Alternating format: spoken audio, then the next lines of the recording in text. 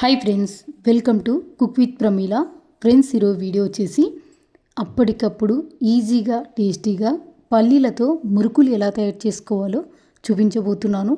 మనము రెగ్యులర్గా చేసుకునే మురుకుల కన్నా ఈ మురుకులు చాలా టేస్టీగా ఉంటాయండి. బాగా క్రిస్పీగా చాలా రుచిగా ఉంటాయి. తప్పకుండా ఒకసారి ట్రై చేయండి. ఫ్రెండ్స్, మరి పల్లీలతో మురుకులు ఎలా తయారు చేసుకోవాలో వీడియోలోకి వెళ్ళి చూసేద్దామా. పల్లీలతో మురుకులు చేయడం కోసం స్టవ్ మీద ప్యాన్ పెట్టుకొని స్టవ్ ఆన్ చేసుకున్నాక ప్యాన్లోకి అరకప్పు పల్లీలను వేసుకోవాలి. మిగతా వాటి కూడా సేమ్ అదే కప్పుతోనే తీసుకోవాలి. మంట సిమ్లోనే పెట్టుకొని పల్లీలని బాగా కలుపుకుంటూ దూరగా వేయించుకోవాలి. పల్లీలని ఇలా దూరగా వేయించుకున్న తర్వాత స్టవ్ ఆఫ్ చేసుకొని పూర్తిగా చల్లారబెట్టుకోవాలి. పల్లీలన్నీ పూర్తిగా చల్లారిన తర్వాత పల్లీలపైన ఉన్న పొట్టు అంతా ఈ విధంగా సపరేట్ చేసుకోవాలి.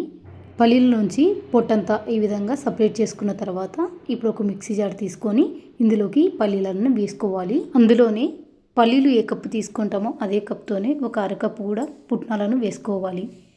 ఇలా వేసుకున్న తర్వాత మెత్తని పౌడర్ లాగా చేసుకోవాలి. ఇలా మెత్తగా మిక్సీ పట్టుకోవాలండి. ఎక్కడ పలుకులు అనేది ఉండకూడదు. ఈ విధంగా మెత్తగా మిక్సీ పట్టుకోవాలి. ఇలా మిక్సీ పట్టుకున్న ఈ పొడిని జల్లించుకోవడం కోసం ఒక వెడల్పాటి బౌల్లోకి ఒక జల్లెడి పెట్టుకొని మిక్సీ పట్టుకున్న ఆ పొడి అంతా ఈ జల్లెట్లోకి వేసుకొని జల్లించుకోవాలి. ఆ పొడిలో ఏమన్నా పలుకులు ఉంటే ఈ జల్లెట్లోకి వచ్చేస్తాయి కాబట్టి అంతా జల్లించుకొని తీసుకోవాలి. మిక్సీ పట్టుకున్న ఆ పొడి అంతా ఈ విధంగా జల్లించుకున్నానండి. చూసారు కదా, అక్కడక్కడ కొన్ని పలుకులు అయితే వచ్చేసాయి. తర్వాత ఇదే పిండిలోకి ఒక 2 కప్పుల వరకు పొడి బియ్యం పిండిని వేస్తున్నాను. ఈ బియ్యం పిండి అయితే నేను ఇంట్లోనే తయారు చేసుకుంటానండి. మీరు కావాలంటే బయట తెచ్చుకున్న బియ్యం పిండితో అయినా కూడా చేసుకోవచ్చు. ఇలా 2 కప్పుల వరకు బియ్యం పిండి వేసుకున్నాక రుచికి తగ్గట్లు సాల్ట్ వేసుకోవాలి. తర్వాత ఇందులోనే ఒక 2 టీ స్పూన్ల వరకు తెల్ల నువ్వులను వేసుకోవాలి. తర్వాత ఇందులోనే 1 టీ స్పూన్ దాకా కారం పొడిని వేసుకోవాలి. తర్వాత ఒక 2 టీ స్పూన్ల దాకా నెయ్యిని కూడా వేసుకోవాలి. ఇలా నెయ్యి వేసుకున్న తర్వాత ఇందులోకి ఒక 1/2 టీ స్పూన్ వాముని వేసుకోండి. ఇక్కడ వామ్ వేసి క్లిప్ అయితే మిస్ అయిపోయిందండి. వామ్ వేయడం వల్ల ఈ మురుకులు ఎన్ని తిన్నా కానీ బాగా డైజెషన్ అవుతాయి. తర్వాత ఇలా స్పూన్తో అంతా బాగా కలుపుకున్న తర్వాత చేత్తోనే ఒక్కసారి ఈ పిండి అంతా బాగా కలిసేటట్లు కలుపుకోండి. ఇలా పిండి అంతా చేత్తో బాగా కలుపుకున్నాక ఇప్పుడు ఇందులోకి కొద్దిగా నీళ్ళను పోస్తూ పిండి అయితే కాస్త మెత్తగానే కలుపుకోవాలి. పిండి మెత్తగానే కలుపుకుంటే మురుకులు ఎత్తుకోవడానికి చాలా ఈజీగా అవుతుందండి. కాబట్టి నీళ్ళు కొంచెంగా పోసుకుంటూ పిండి అయితే బాగా మెత్తగా అయితే కలుపుకోవాలి. చూసారు కదా, ఈ విధంగా మెత్తగా పిండి అయితే కలుపుకోవాలి. తర్వాత మురుకులు ఎత్తుకోవడం కోసం మురుకులు పావును తీసుకున్నాను. నేను ఇక్కడ 3 రంధ్రాలు ఉండే ప్లేటును అయితే యూజ్ చేస్తున్నానండి. మురుకులు పావులో ప్లేటును పెట్టుకున్న తర్వాత మురుకులు పావుకి ఈ విధంగా నూనె అయితే పట్టించుకోవాలి. ఇలా నూనె పట్టించుకున్న తర్వాత మురుకుల పావుకి ముక్కాల భాగం వరకు పిండి అయితే పెట్టుకోవాలి. ఎక్కువ నిండుకైతే పెట్టుకోవద్దండి. మురుకులు వచ్చేటప్పుడు ఏమవుతుందంటే పిండి పైకి వచ్చేస్తుంది. ఇలా మురుకుల పావులో పిండి పెట్టుకున్న తర్వాత ఒక ప్లేట్ మీదకి ఈ విధంగా మురుకులు అయితే ఒత్తుకుంటున్నానండి. చాలామంది డైరెక్ట్ నూనెలోకే మురుకులు అయితే ఒత్తేసుకుంటారు. ఒకవేళ మీకు ఆ విధంగా వీలుంటే అలాగైనా చేసుకోండి. లేదు అంటే ఈ విధంగా ప్లేట్ మీదకైనా మురుకులు అయితే ఒత్తేసుకోండి. ఈ విధంగా కొన్ని ప్లేట్ల మీద మురుకులు అయితే ఒత్తేసుకొని పెట్టుకున్నానండి. ఇవి ఫ్రై చేయడం కోసం నేను ఇక్కడ నూనెను కూడా బాగా వేడి చేసుకున్నానండి. ఈ వేడి నూనెలోకి మనం ముందుగా ఒత్తుకున్న మురుకులను చేతిలోకి తీసుకొని ఈ విధంగా నూనెలోకి వేసుకోవాలి. ఎక్కువైతే నూనెలోకి వేసుకోవద్దండి. నేను 4 వరకే మురుకుల్ని వేసుకున్నాను. మంట మీడియం ఫ్లేమ్ పెట్టుకొని ఈ మురుకులని బాగా మంచి కలర్ వచ్చేదాకా బాగా ఫ్రై చేసుకోవాలి. మురుకుల్ని ఫ్రై చేసేటప్పుడు ఎక్కువ కలర్ వచ్చేంత వరకు ఫ్రై చేసుకోవద్దండి. కొద్దిగా తెల్లగా ఉన్నప్పుడే ఈ మురుకుల్ని తీసేసుకోండి. అవి చల్లారిన తర్వాత ఇంకాస్త కలర్లోకి వచ్చేస్తాయండి. కాబట్టి తెల్లగా ఉన్నప్పుడే మురుకుల్ని తీసేసుకోవాలి. ఈ మురుకుల్ని మరోవైపు కూడా తిప్పుకుంటూ 2 వైపులా మంచి కలర్ వచ్చేదాకా ఫ్రై చేసుకోవాలి. చూసారు కదా, మురుకులన్నీ ఈ కలర్లోకి రాగానే ఒక ప్లేట్లోకి తీసుకోవాలండి. ఈ కలర్ వస్తే సరిపోతుంది. ఈ మురుకులు కాస్త తెల్లగానే ఉండాలండి. ఇవి చల్లారిన తర్వాత ఇంకా డార్క్ అయిపోతాయి అన్నమాట. కాబట్టి ఈ కలర్ వస్తే సరిపోతుందండి. మిగతా పిండితో కూడా మురుకుల్లాగా ఒత్తేసుకొని అన్నీ బాగా మంచి కలర్ వచ్చేదాకా బాగా ఫ్రై చేసుకోవాలండి. నేను ఆ పిండి మొత్తం అంతా మురుకులు చేసుకొని చూపిస్తాను. ఇలా ఆ పిండి అంతా మొత్తం మురుకులు అయితే తయారు చేసుకున్నానండి. అంతేనండి, ఎంతో క్రిస్పీగా చాలా రుచిగా పల్లీలతో మురుకులు అయితే తయారు చేసుకోండి. రెగ్యులర్గా మురుకులు కన్నా ఈ మురుకులు ఇంకా రుచిగా చాలా బాగుంటాయి. నేను తీసుకున్న 2 కప్పుల బియ్యానికి నాకు 30 దాకా మురుకులు అయితే అయినాయండి.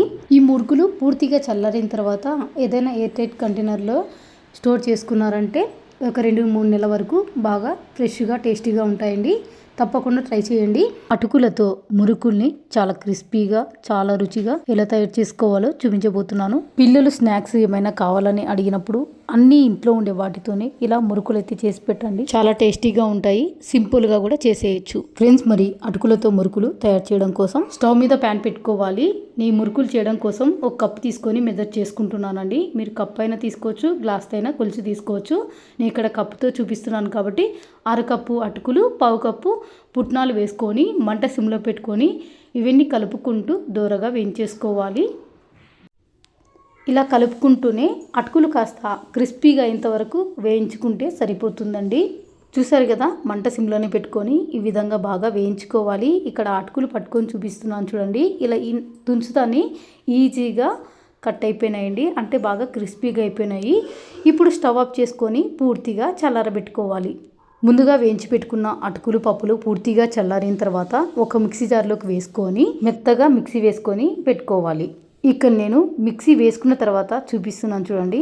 ఈ విధంగా మెత్తగా మిక్సీ పట్టుకోవాలి. తర్వాత ఈ పిండిని జల్లించుకోవడం కోసము ఒక వెడల్పాటి బౌల్లోకి ఒక జాలిగంటె లాగా పెట్టుకున్నాను. తర్వాత ముందుగా మిక్సీ పట్టుకున్న ఆ పొడి వేసుకున్నానండి. తర్వాత మనం పుట్నాలు అటుకులు ఏ కప్పు తీసుకుంటామో అదే కప్పుతో 1 కప్పు పొడి బియ్య పిండి కూడా వేసుకొని అంతా ఈ విధంగా జల్లించుకొని తీసుకోవాలి. చూసారు కదా, మొత్తం పిండి అంతా ఈ విధంగా జల్లించుకొని తీసుకోవాలి. పిండి అంతా ఈ విధంగా జల్లించుకున్న తర్వాత ఇప్పుడు ఇందులోకి ఒక 1/2 teaspoon salt, 1.5 tablespoon వరకు నువ్వులను వేసుకోవాలి.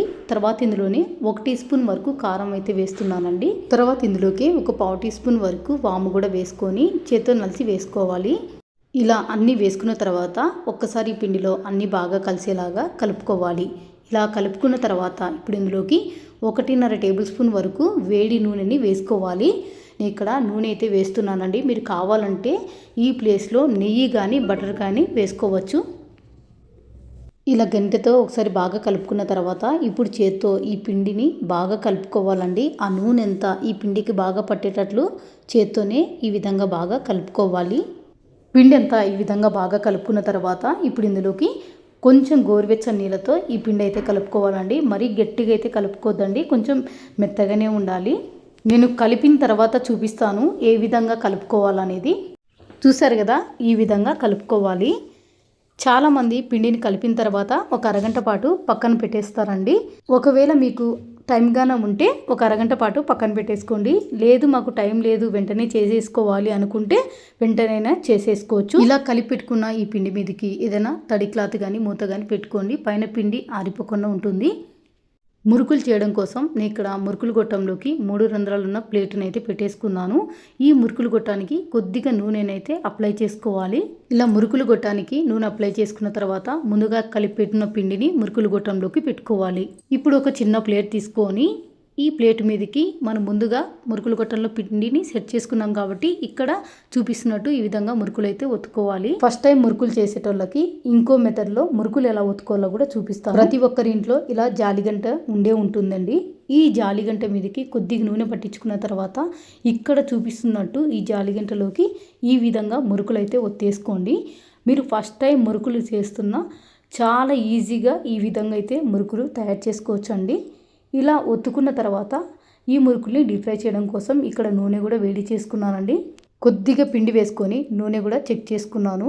నూనె అయితే వేడిగా ఉంది. ఇప్పుడు ఇందులోకి మనం ముందుగా జాలిగంటలోకి ఒత్తుకున్న మురుకుల్ని నెమ్మదిగా నూనెలోకి వేసుకోవాలి. ఈ విధంగా మురుకులు ఒత్తుకొని ఒక్కొక్కటిగా వేసుకోవాలి. ఇలా చేసుకున్నారంటే ఫస్ట్ టైం చేస్తున్నా కానీ చాలా ఈజీగానే తయారు చేసుకోవచ్చు. ఇలా కొన్ని వరకు మాత్రమే మురుకులను వేసుకొని మంట మీడియం ఫ్లేమ్ పెట్టుకొని 2 వైపులా మంచి కలర్ వచ్చేంత వరకు బాగా ఫ్రై చేసుకోవాలి. ఒకవైపు మురుకులన్నీ బాగా ఫ్రై అయిన తర్వాత మరోవైపు కూడా తిప్పుకొని మీడియం ఫ్లేమ్లో పెట్టుకొని బాగా కలర్ వచ్చేంత వరకు ఫ్రై చేసుకోవాలి. మురుకులు ఇలా 2 వైపులా ఈ కలర్ రాగానే ఇప్పుడు ఒక ప్లేట్లోకి తీసుకొని పెట్టుకోవాలి. ఇవి చల్లారిన తర్వాత ఇంకాస్త కలర్ వస్తాయి కాబట్టి ఈ కలర్ ఉండగానే ఒక ప్లేట్లోకి తీసేసుకోవాలి. ఈ విధంగానే మిగతా పిండితో కూడా మురుకులు ఒత్తుకొని అన్నీ ఫ్రై చేసుకొని ఒక ప్లేట్లోకి తీసుకోవాలి.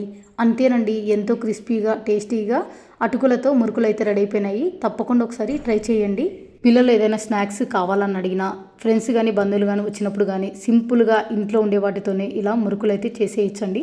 చాలా బాగుంటాయి. తప్పకుండా ట్రై చేయండి ఫ్రెండ్స్. మరి వీడియో నచ్చితే లైక్ చేయండి, షేర్ చేయండి, అలాగే ఛానల్ని సబ్స్క్రైబ్ చేసుకోండి. ఇంకా ఇలాంటి వెరైటీ రెసిపీస్ కోసం పక్కనున్న బెల్ ఐకాన్ని యాక్టివేట్ చేసుకోవడం మాత్రం మర్చిపోకండి. Thank you for watching.